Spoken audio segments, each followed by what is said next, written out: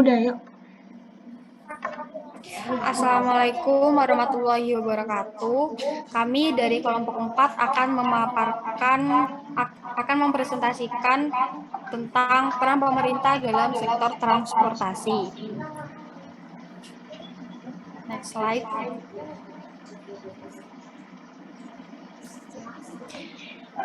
Anggota dari kelompok 4 yaitu yang pertama Nabila Fauzia Putri dengan NIM 21081020129, yang kedua Afifatul Khairus Sohiba dengan NIM 21081020172, yang ketiga Hilwa Ashifa Aulia dengan NIM 2108102011118, yang keempat Wanda Puspitasari dengan NIM 2108102012220, dan yang kelima Melisa Indrayani dengan NIM 2108102011108. Next slide. Dalam pemaparan peran pemerintah dalam sektor transportasi dibagi menjadi dua subbagian. Yang pertama, kebijakan pemerintah dalam mengembangkan transportasi umum, dan yang kedua, peran pemerintah dalam pemulihan sektor transportasi umum di masa pandemi. Yang pertama, kebijakan pemerintah dalam mengembangkan transportasi umum akan disampaikan oleh teman saya. Baik, yang pertama yaitu kebijakan pemerintah dalam mengembangkan transportasi umum.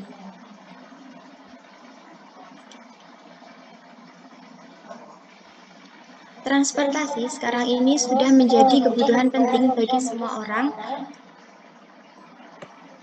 dikarenakan berguna untuk pendistribusian barang, tenaga kerja, serta merupakan inti pergerakan ekonomi di kota maupun desa. Namun, terdapat beberapa permasalahan terkait transportasi umum di daerah perkotaan ini. Pada kenyataannya, transportasi umum yang ada di perkotaan masih perlu dilakukan berbagai pembenahan di berbagai sektor. Permasalahan itu terkait armada, buruknya kualitas pelayanan, termasuk kenyamanan, keamanan, serta kemudahan akses, dukungan sarana dan prasarana transportasi, sumber daya manusia, serta faktor kedisiplinan penumpang, operator kendaraan, maupun penggunaan jalan, serta infrastruktur. Baik, yang pertama yaitu armada yang tidak layak pakai. Permasalahan ini merupakan hal yang sering didengar karena memang pada faktanya di lapangan masih banyak transportasi umum seperti bus kota dan juga angkot yang sudah tidak layak pakai dan perlu diadakan peremajaan transportasi umum. Banyaknya bus dan angkot yang kursinya sudah rusak dan usang, mesin kendaraan yang sudah tua. Hal ini perlu diperhatikan karena penggunaan transportasi umum yang tidak layak pakai dapat membahayakan penumpang dan menimbulkan risiko kecelakaan yang besar. Selanjutnya yang kedua yaitu buruknya kualitas pelayanan. Pelayanan yang kurang baik perlu dibenahi sehingga menumbuhkan minat masyarakat untuk menggunakan transportasi umum. Sistem keamanan yang kurang membuat masyarakat takut untuk menggunakan transportasi umum kota. Masih banyaknya kasus kejahatan seperti pencopetan serta hipnotis menunjukkan bahwa sistem keamanan yang masih jauh untuk dikatakan aman, serta adanya jadwal yang belum teratur dan konsisten yang disebabkan oleh penggunaan timetable yang masih belum optimal. Tak hanya itu, manajemen perusahaan yang kurang optimal serta adanya sopir yang kurang disiplin seperti jam tidur yang kurang, menggunakan obat-obatan terlarang, membuat permasalahan buruknya kualitas pelayanan semakin buruk.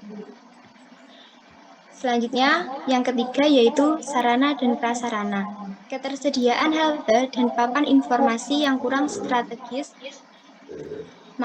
sarana dan prasarana. Ketersediaan halte dan papan informasi rute perjalanan yang belum memadai.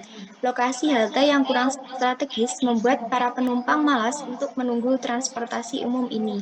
Banyaknya halte yang berada di dekat pasar yang ramai serta kumuh dan bahkan banyak yang digunakan orang berjualan membuat fungsi halte sebagai tempat menunggu transportasi umum menjadi tergeser, serta masih minimnya papan informasi rute perjalanan membuat para calon penumpang merasa bingung.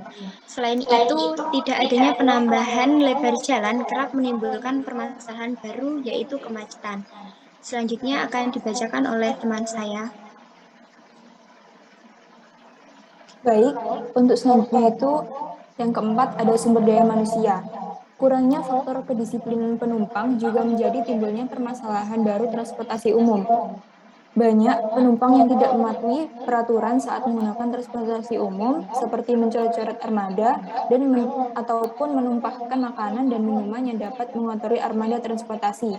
Selain itu, kurang disiplinnya pengemudi kendaraan umum menyebabkan tingginya angka kecelakaan. Pelanggaran yang dilakukan seperti pelanggaran marka jalan, pemberhentian penumpang di bahu jalan yang dapat mengganggu pengemudi lain, perlengkapan dan kondisi kendaraan yang tidak layak pakai, sopir yang ugal-ugalan, serta ketidaklengkapan surat-surat. Lalu selanjutnya, yang kelima ada regulator.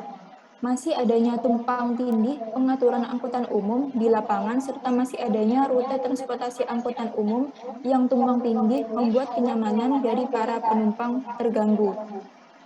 Hal ini tentunya dapat memakan waktu yang dampaknya langsung bagi para penumpang. Dan hal ini juga disebabkan oleh adanya pengawasan dan pengaturan transportasi yang masih belum optimal.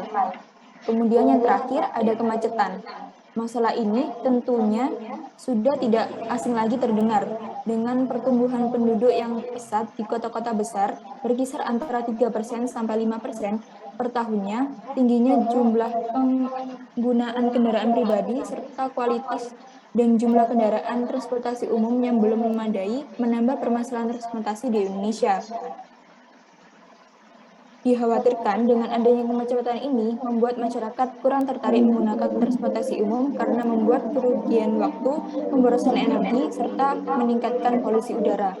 Untuk selanjutnya akan dijelaskan oleh teman saya.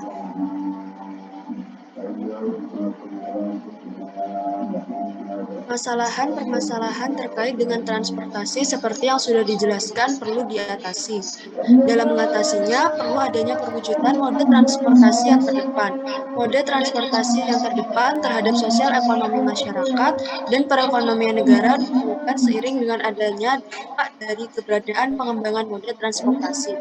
Dalam hal ini, kebijakan dari pemerintah berperan sangat penting guna mempercepat pembangunan.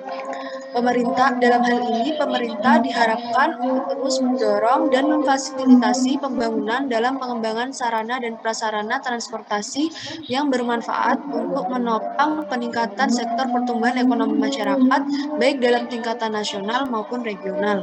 Dalam rangka memenuhi kebutuhan pembangunan, perlu mewujudkan keandalan pelayanan dan keterpaduan antar dan intra mode transportasi yang dapat dicapai dengan penyempurnaan transportasi nasional dengan dukungan sumber daya manusia yang inovatif dan berkualitas. Dalam agenda penyempurnaan transportasi nasional, pemerintah melakukan upaya dengan rencana pembangunan menengah nasional tahun 2020 sampai 2024. Dalam RPJMN tersebut, pemerintah menempatkan perkeretaapian sebagai prioritas. Hal ini karena kereta api dianggap memiliki keunggulan dalam hal kapasitas angkut, kecepatan, keamanan, hemat energi, dan ramah lingkungan.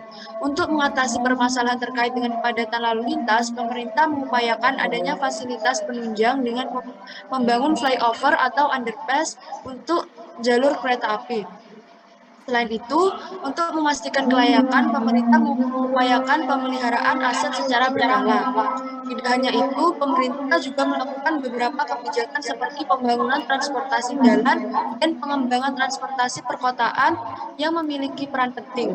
Menteri Perhubungan juga mengungkapkan terdapat sejumlah proyek strategis di sektor transportasi yang merupakan inovasi baru untuk memberikan dampak positif terhadap perekonomian masyarakat. Selain itu, rendahnya kesadaran pengemudi roda transportasi, khususnya transportasi darat, pada keselamatan berkendara merupakan salah satu alasan belum optimalnya transportasi di Indonesia.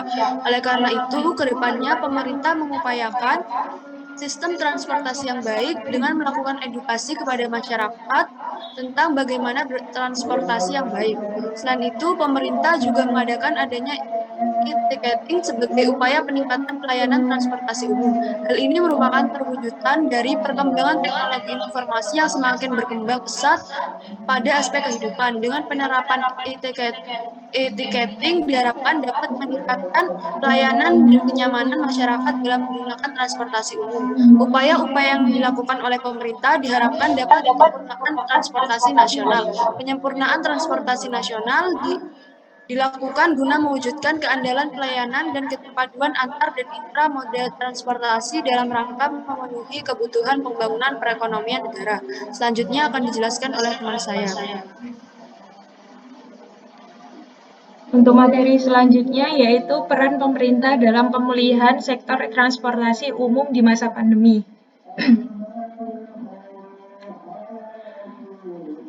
Jadi penyebaran virus corona atau COVID-19 pada tahun 2019 di seluruh negara di dunia, termasuk di Indonesia, menghadapi kesulitan. Pandemi COVID-19 berdampak pada semua sektor, termasuk transportasi. Salah satu dampaknya adalah penurunan pergerakan transportasi akibat pembatasan yang dilakukan oleh kebijakan pemerintah. Sektor transportasi menjadi sektor yang paling terdampak oleh pandemi COVID-19.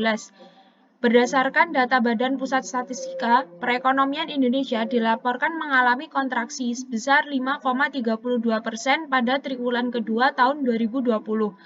Dengan kontraksi terbesar terjadi pada sektor pengangkutan dan penyimpanan yang memberikan kontribusi sebesar 3,57% terhadap PDB. Hal ini menyebabkan penurunan yang sangat drastis pada seluruh sistem transportasi nasional sehingga merugikan banyak perusahaan di sektor transportasi. Next.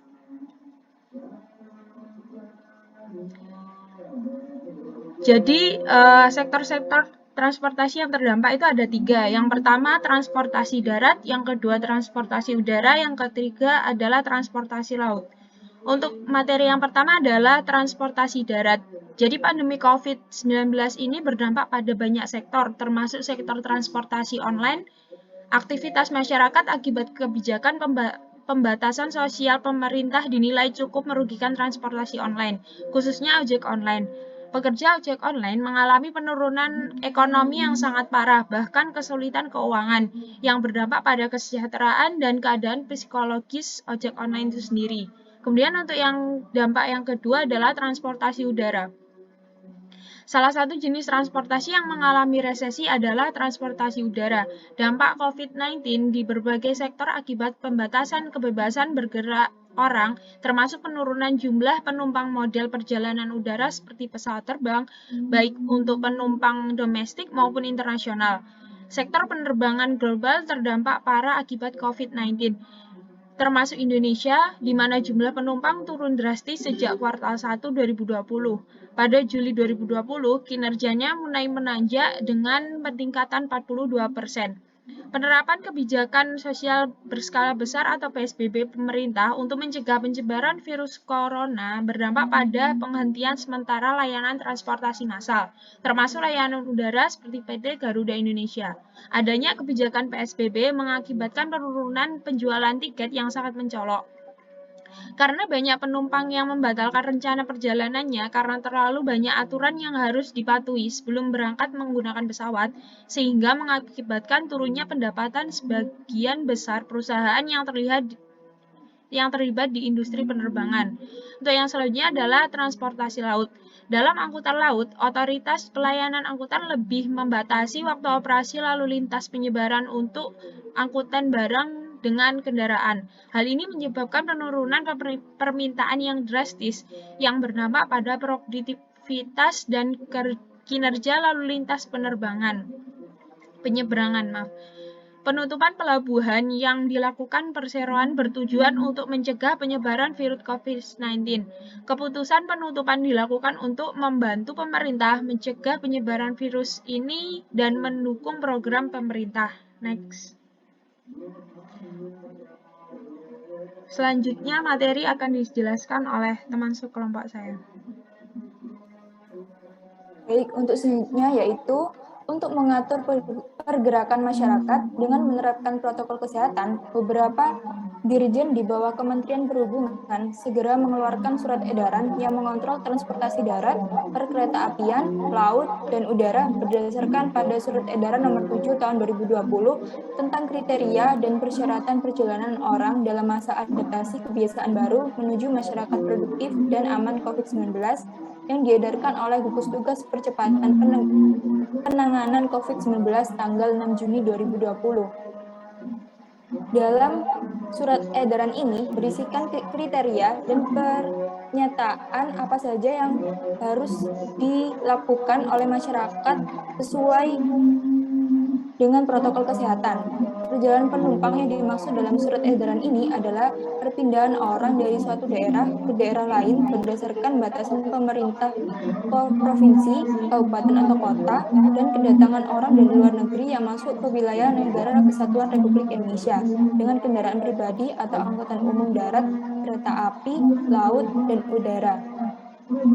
Selain itu juga, sebelumnya seperti yang sudah diungkapkan oleh Menteri Perhubungan Budi Karya Sumadi pada saat acara diskusi virtual transportasi umum dan pembangunan ekonomi selama pandemi, bahwa pemerintah terus berupaya memulihkan sektor transportasi yang sempat tertekan selama pandemi COVID-19. Contohnya, terjadi pada angkatan perkotaan seperti KRL Jabodetabek. Orang-orang masih memiliki minat yang tinggi untuk menaiki KRL Jabodetabek walaupun telah diberlakukan pengendalian angkutan sesuai dengan protokol kesehatan. Seperti misalnya pembatasan kapasitas maksimum penumpang dalam suatu angkutan. Kemudian juga ada pada Forum Dekan Teknik Indonesia atau disingkat dengan FDTI menyelenggarakan webinar seri ke-1 yang mana memiliki tema tantangan transportasi dalam masa pandemi dan new normal. Dalam acara tersebut mengungkapkan bahwa pembuatan konsep transportasi harus seimbang antara ekonomi dan penerapan protokol kesehatan. Maka pemerintah selanjutnya menata ulang operasional transportasi melalui visibilitas yang terukur dan perhitungan operasional.